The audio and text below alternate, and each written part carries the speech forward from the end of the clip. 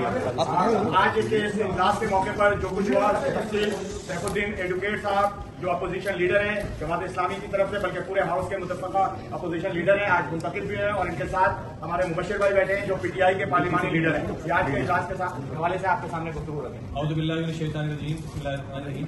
आज KMC की तारीख का एक सियाह दिन है। आज इखलाकी कानूनी तमाम तकाज़ों को बालाए तार रखते हुए एक ऐसी करारदाद को बुलडोज किया गया जिसको कराची के अवाम के लिए हम एक सियाह दिन कह सकते हैं। के इलेक्ट्रिक जो कराची के अवाम के लिए भयानक ख्वाब है, कराची के अवाम की दुश्मन इदारे के तौर पर जाना जाता है। खुद नासिर हुसैन शाह साहब कहते हैं कि के इलेक्ट्रिक 2 अरब रुपए सालाना की सरकारी इदारों के साथ ओवरबिलिंग करता है। उसके हवाले KMC का एक टैक्स कर दिया गया कि वो जमा करके यहाँ KMC के बैतुल में खजाने में जमा करेगा। इस सिलसिले में मैं ये कहना चाहता हूँ कि हाई कोर्ट में ये मुकदमा था। हाई कोर्ट के मुकदमे में ये बात थी कि KFT के जरिए टैक्स जमा नहीं किया जा सकता। उसकी बहुत सारी वजूहत थी। उसमें कोर्ट ने 2 हज़रात को एमआई का स्टोरी में मुकर्रर किया था, मुनीर मलिक साहब को मुकर्रर किया था, खालिद जावेद को मुकर्रर किया था। उन दोनों ने ये राय दी थी कि ये टैक्स गैर कानूनी तौर पर लगाया गया है और इसके कानूनी तकाजे पूरे नहीं किए गए। उसके बावजूद कोर्ट ने एक फैसला दिया, उस फैसले को हमने तस्लीम किया। कोर्ट ने अपने फैसले में ये कहा था कि इस मामले से पर तमाम जो लीडरान हैं पॉलिटिकल पार्टीज के कौंसल के अंदर, उनसे आप मशवरा करें। उस मशवरे के नतीजे में जो कंसेंसस हो उसको आप कौंसल के अंदर लेके जाएं और कौंसल के अंदर उस पर मुकम्मल डिबेट कराएं और उसके बाद उस मामले को तय करें। लेकिन अफसोसनाक बात यह है कि ना तो जो लीडर्स हैं अपोजिशन के, PTI के अपोजिशन लीडर, जमात इस्लामी के अपोजिशन लीडर जो है पार्लिमानी लीडर हैं, उनसे कोई मशवरा किया गया। आज अचानक एक बिल उन्होंने जो एजेंडे के अंदर शामिल नहीं था पेश किया सिटी काउंसिल के सामने और उसमें ना कोई रायशुमारी कराई गई, ना उस पर ज्यादा बात करने का मौका दिया गया और उसको बिल्कुल अचानक मंजूर कर दिया गया। इस सिलसिले में जो चीज हम कहना चाहते हैं वो ये कि जो मुआहिदा किया गया है वो मुआहिदा सरासर के इलेक्ट्रिक के फेवर में है। उसको अगर पढ़ें तो उसमें 50% वो कहते हैं कि इलेक्ट्रिक अपने वो चार्जेस वसूल करेगी जो ड्यूज है KMC के ऊपर।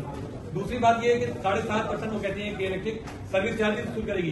तीसरी चीज इस मुआहिदे के अंदर यह है कि बाकी 42.5% जो रह जाएंगे के इलेक्ट्रिक उसमें से रनिंग बिल अपना वसूल करेगी। मुझे आप बताइए कि इस सारे पैसों के अंदर से सिटी काउंसिल के पास बचेगा क्या, जो वो कहते हैं कि हम इसको अरकाने काउंसिल के अंदर हम सारे के सारी तकसीम कर देंगे। फिर दूसरी बात यह है कि खुद जो हमारी सिटी काउंसिल का बजट है पिछला 5-24 का, उसके अंदर 1 अरब 80 करोड़ रुपए का के इलेक्ट्रिक को नादहिंदा दिखाया गया है। एक जानिब के इलेक्ट्रिक को 1 अरब 80 करोड़ का नादहिंदा दिखाया जा रहा है, दूसरी जानिब जो मुआहिदा किया जा रहा है उसमें KMC को नादहिंदा दिखाया जा रहा है। हम समझते हैं कि इलेक्ट्रिक जो खुद अपने बिल वसूल नहीं कर सकती, इसकी वजह से वो पूरे कराची में लोड शेडिंग करती है। उसके इलेक्ट्रिक के हवाले दिल्ली को दूध की रखवाली के ऊपर मुकर्रर कर दिया गया है कि ये मुआहिदा सरासर के इलेक्ट्रिक के फेवर में है, इसका कराची के शहरों से कोई ताल्लुक नहीं। और हम समझते हैं कि पीपल्स पार्टी ने पहले भी के इलेक्ट्रिक को अबराज के हवाले किया था, कराची के शहरों पर एक बहुत बड़ा जुल्म किया था और आज फिर पीपल्स पार्टी के मेयर ने अपनी ये तारीफ दोहराई है। इंशाअल्लाह ताला ये जो कब्जा मेयर है जिन्होंने कब्जा किया हुआ है इस सीट पर, जबरदस्ती कब्जा किया हुआ है, जालसाजी के जरिए बने, हम इस पूरे मामले को कोर्ट में भी ले जाने पर गौर करेंगे। इस पूरे मामले पर जो भी एहतजाज बनता है इस मुआहिदे के खिलाफ, जो कराची के अवाम के हकूक के खिलाफ है, उस पर इंशाअल्लाह भरपूर एहतियात करेंगे। जिसको देखें, कोर्ट ने जब मेयर साहब को कहा कि आप जाके ये डिस्कशन में क्यों आई है, ये एक मैटर था जो कोर्ट में था, इन्होंने इसको लेके आना था और यहाँ तमाम जमातों के पार्लिमानी लीडर्स के साथ मशावरत करनी थी। जरूरी नहीं था कि ये KEC के थ्रू ही, के इलेक्ट्रिक के थ्रू ही इन्होंने टैक्सेस को वसूल करना था।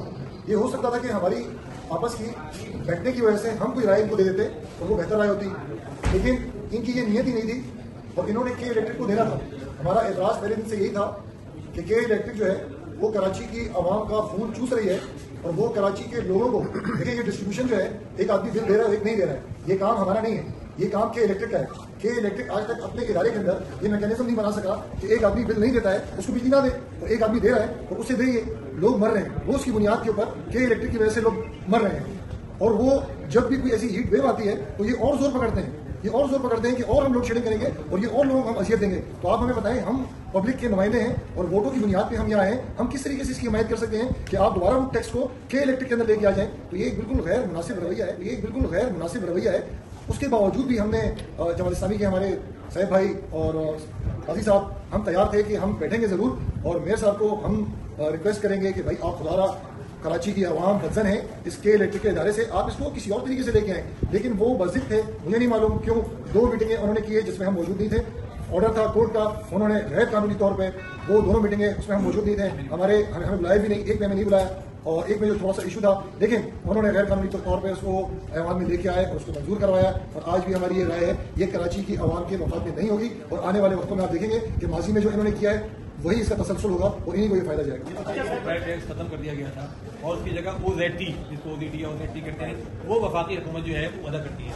आज इन्होंने ये किया कि अचानक ये भी एक ज़मीनी एजेंडे के अंदर लेकर आए। लेकिन सबसे खतरनाक बात यह है कि जब कौंसल का इजलास शुरू हो जाए उस दरमियान में लाके आप एक एजेंडा पेश करें और अचानक इतनी बड़ी बड़ी चीजें आप मंजूर करवा दें। तो आप इन्होंने इस वक्त ये भी किया आज कि ऑक्ट्राइड टैक्स के नाम पर एक टैक्स लगाया है कि कराची की जितनी भी सड़कें हैं, जितने भी पुल हैं उनके ऊपर जो गाड़ियां चलती हैं उनसे टैक्स दिया जाएगा। यह डबल ट्रिपल टैक्सेशन के मुताबिक है और हमने इसी वजह से इसकी मुखालफत की। लेकिन उन्होंने जो वसीला तैयार किया हुआ है, ना वो रायशुमारी करवाते हैं, ना लोगों की राय गिनते हैं, खुद ही ऐलान करते हैं, खुद ही चीखों पुकार के अंदर जो मंजूरी का ऐलान करके और चलते वक्त है। तो सारा का सारा काम गैरकानूनी हो रहे हैं। कराची के अवाम के ऊपर एक टैक्स, दूसरा टैक्स, तीसरा टैक्स, खून निचोड़ रहे हैं पूरी तरीके से। टैक्स ही टैक्स लगाए जा रहे हैं। अब KMC ने जो अवाम को सहूलतें मैसर करने वाला इदारा है उसने भी ये वकील तैयार कर लिया है कि टैक्स पे टैक्स। मैं एक चीज इंपॉर्टेंट तरीके आपकी खिदमत में पेश करना चाहता हूँ कि मुर्तजा वाहिद साहब से मैंने कहा कि 127 अरब रुपए वाटर बोर्ड ने कर्जा लिया है, 60-70 अरब रुपए के करीब जो है किल के पास मौजूद है, 200 अरब रुपए इस वक्त कराची के इन दो इदारों के पास मौजूद है कराची में काम करवाने के लिए। आप 4 अरब कहते हैं कि इससे वसूल होंगे जो भी आप टैक्स लगा रहे हैं, आप उस 4 अरब के पीछे जा रहे हैं। ये जो 200 अरब रुपए हैं इसको ठीक खर्च करने का इंतजाम कीजिए। लेकिन हो ये रहा है कि इन 200 अरब रुपए की बंदरबाट की जा रही है, इसको जाहिर किया जा रहा है और ये 4 अरब रुपए जो कमाने का जो लॉलीपॉप दिखा रहे हैं वो भी कुछ नहीं होने वाला। ये पूरा का पूरा मुआहिदा के इलेक्ट्रिक के फेवर के अंदर है और के इलेक्ट्रिक को कोई भी आदमी झूठ बोलने में कोई पसोपेश नहीं करता। जब पहली मीटिंग इन्होंने बुलाई थी उस दिन हमने कहा था कि इन्होंने एक इंतहाई नाजेबा गैर पार्लिमानी और गैर कानूनी हरकत ये की कि PTI के 2 पार्लिमानी लीडर शो किए। PTI में 2 पार्लिमानी लीडर कैसे हो सकते हैं? एक पार्टी में एक ही पार्लिमानी लीडर होता है। इस पर मैंने जो उनके पार्लिमानी लीडर है नजमी आलम साहब से बात की, उन्होंने कहा ये बिल्कुल गलत हुआ है, इसको हम ठीक करेंगे और इस मीटिंग को बाद में रखेंगे। लेकिन ना उन्होंने उस नोटिफिकेशन को ठीक किया और मीटिंग को उन्होंने दूसरे दिन ही कर लिया। उसके बाद फिर एक मीटिंग रखी गई जिसका एक अजीबोगरीब किस्म का, जिसमें किसी के ना दस्तखत है ना कुछ, वो भेजा गया कि साथ मीटिंग हो रही है। हमारा इतराज ये था कि जब तक आप इस मामले को ठीक नहीं करते, आप सिर्फ पार्टियों में तकसीम की खातिर 2 पार्लिमानी लीडर एक पार्टी के अंदर बना रहे हैं, तो उन्होंने इसको ठीक नहीं किया और उसके नतीजे में उस मीटिंग में हम शरीक नहीं हुए। उसके बावजूद हमने पेशकश की थी कि इस मामले को आप थोड़ा आगे ले जाइए, दोबारा हम बैठते हैं, दोबारा इस मसले में डिस्कशन करते हैं। लेकिन आज इस तरीके से उन्होंने उसको बुलडोज किया है। आज सुबह तक भी इनसे बात होती थी और इन्होंने आज भी ये वादा किया था कि हम इस मामले को आगे ले जाएंगे और हम सिर्फ आज ज्यादा से ज्यादा करेंगे कि करारदाद पेश कर देंगे और फिर डिस्कशन करेंगे, बातचीत करेंगे। लेकिन अफसोस ये कि झूठ जो है इस तरह बोलते हैं कि मतलब अफसोस होता है कि वो मेयर साहब हो, उनके जो साथी हैं, वो सारे के सारे लोग जो हैं एक ही तरह का वसीला है कि झूठ बोलो, धोखा दो, कि टोल टैक्स वसूल करने का फैसला मेरे नजदीक गैर कानूनी है। उसको जिस तरीके से आवाम में लेकर आए गैर कानूनी है, गैर इखलाकी है कि आज अचानक उन्होंने एक करारदाद यहाँ पर पेश की और टोल टैक्स वसूल करने का फैसला किया। हम पहले ये बात कहते रहे कि जब OZT गवर्नमेंट किसी टोल टैक्स खत्म करने के एवज दे रही है तो आप डबल टैक्सेशन किस तरह कर सकते हैं? आप OZT लीजिए या टोल टैक्स वसूल कीजिए। लेकिन कराची के शहरियों को निचोड़ने का सिलसिला जो है इन्होंने मुस्तकिल जारी रखा हुआ है। तो बात की बड़ी काबिल मजम्मत चीज है। फिर गवर्नमेंट कोई काम करके नहीं देती, KMC कोई काम करके नहीं देती, लेकिन सिर्फ टैक्स जमा करने का इन्होंने धंधा जो है वो चला रखा है।